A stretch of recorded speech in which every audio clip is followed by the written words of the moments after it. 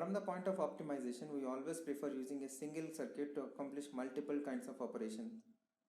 There comes the 4-bit parallel subtractor cum adder. It is the one which is capable of performing both addition and subtraction with an enable pin.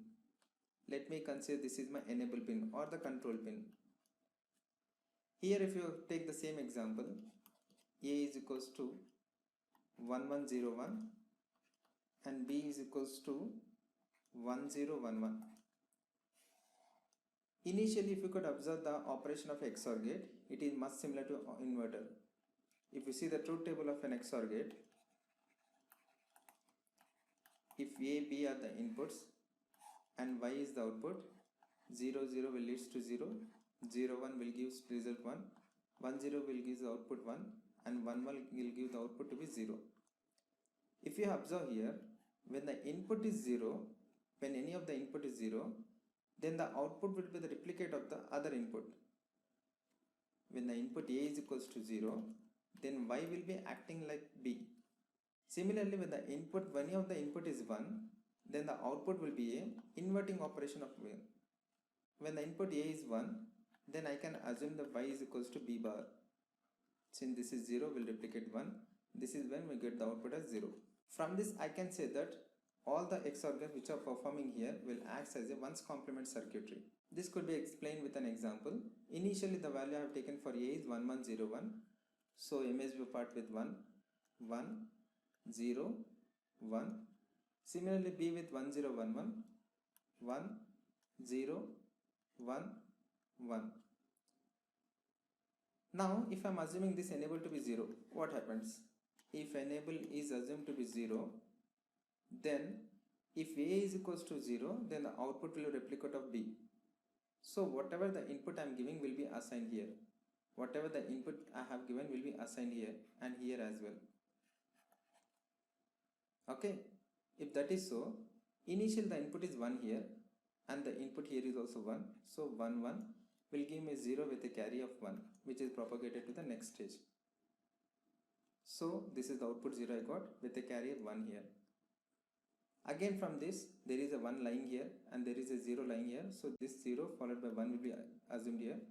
And with the initial previous carry 1 I am assuming. So the output will be again 1, 1, 0 with a carry which is propagated to the next stage with 1. So 1, 1, 0 I am going to get with the carry 1. Now coming to the third stage, the input 1 will be here and the 0 will be as it is getting down here. So with the previous carry which is enabled to be 1, so again 1, 1 with a sum 0 and a carry 1 is being propagated to the next stage.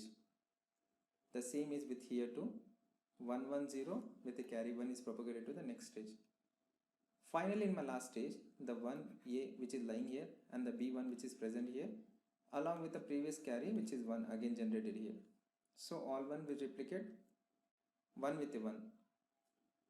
1, 1, 0 with the carry 1, 0, 1, 1. So 1 with the carry 1. So the sum will be 1 and the carry will be 1 again. So the final answer would be 13 plus 11 will result in 24. Now assuming the value of enable to be 1.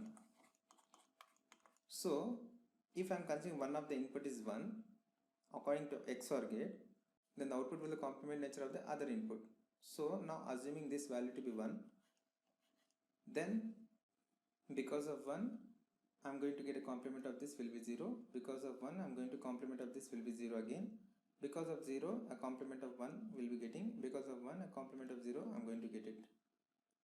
So the operation will remain same, 0, 1, 0, 0. If I am going to perform the addition operation, 1, 0 will give 1, 0, 0 will give 0, 1, 1, 0 with a carry 1, again 1, 1, 0 with a carry 1. Since a carry is generated, it is then again perform an addition operation here. So 1, 1, 0 with a carry 1 and this time 0, 1 will give 1 followed by 0, 0. So with respect to 13 and with respect to 11, when I am performing enable is equals to 1, a subtraction operation, I am going to get the value of 2.